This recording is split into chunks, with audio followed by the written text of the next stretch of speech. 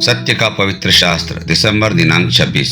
मैं यहोवा के पास गया, तब उसने मेरी सुन ली और मुझे पूरी रीति से निर्भय किया। भजन संहिता 34 का 4। मनुष्य के जीवन में अनेकों भय देखे जा सकते हैं। अलग अलग आयु में अलग अलग भय का सामना करना पड़ता है और कोई भी व्यक्ति चाहे कितना भी बलवान या धनवान या ज्ञानवान क्यों न हो, इन भय से बच नहीं सकता।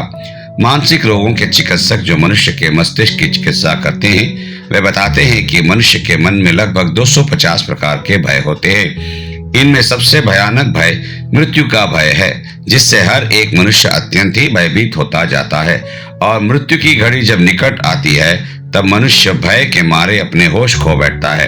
यही कारण है कि मनुष्य अपने आप को मृत्यु से बचाने के लिए अपनी सारी शक्ति लगा देता है। दवाओं और अस्पतालों अपनी सारी संपत्ति खर्च कर देता है। वैज्ञानिक अपना सारा ज्ञान और बल उसमें वह पूरी तरह से अपने आप को मृत्यु से बचाने के लिए लगा देते हैं, परंतु फिर भी अंत में कोई भी ऐसा महारथी नहीं जो मृत्यु से बच पाता है।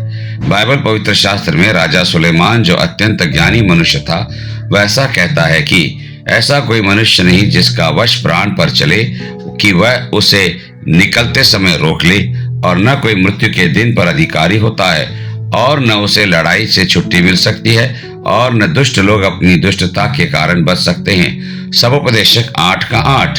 अब हमारे सामने प्रश्न यह है कि मनुष्य के इस परिस्थिति में कौन उसे इस मृत्यु के भय से छुड़ा सकता है। इसलिए हमें जीवित परमेश्वर के पुत्र प्रभु यीशु मसीह का नाम प्रस्तावित किया जाता है, जो इस जगत में 2000 वर्ष पहले कुंवारी मरियम के द्वारा जन्म लिया, और उसके जन्म लेते वक्त वह अत्यंत ही अद्भुत रीति से जन्मा। नम्र और दीन होकर एक गौशाला में पशुओं की चरनी में वो जन्म लिया है। आज सारा संसार तो क्रिसमस का पर्व मनाने के धुन में लगा है, परंतु वह यह नहीं जानते कि इस क्रिसमस का असली अर्थ क्या है। इसका असली अर्थ यह है कि क्रिस यानी कि मसीह या क्रिस्त, मास यानी कि बलिदान हुआ है। उसके बलिदान को याद करते हैं और जानते हैं कि उसका बलिदान क्यों हुआ। हम यह भी याद करते हैं कि वह पापियों के लिए प्रायश्चित का बलिदान होकर, एक यज्ञ पशु होकर, अर्थात परमेश्वर का मेमना बनकर क्रूस पर अपने आप को बलिदान होने के लिए दे दिया है, ताकि उसके बलिदान के द्वारा वह मृत्यु को नाश कर सके। इसलिए जो प्रभु यीशु मसीह मर गया था, गाड़ा गया था, वह तीसरे दिन जीवित होकर मृत्यु के डंक को तोड़ दिया है।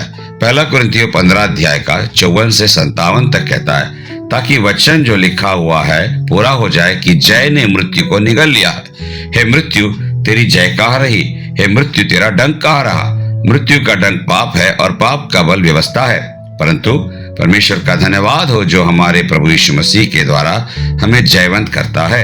इब्रानियों की पत्री 2 अध्याय का 14 और 15 पद में, इसलिए जबकि लड़के मांस और लहू के भागी हैं, तो वह आप भी उनके समान उनका सहभागी हो गया, ताकि मृत्यु के द्वारा उसे, जिसे मृत्यु पर शक्ति मिली थी, अर्थात शैतान को निकम्मा कर दे, और जितने मृत्यु के भय के मारे जीवन भर दासत्व में फंसे थे, उन्हें छुड़ा ले।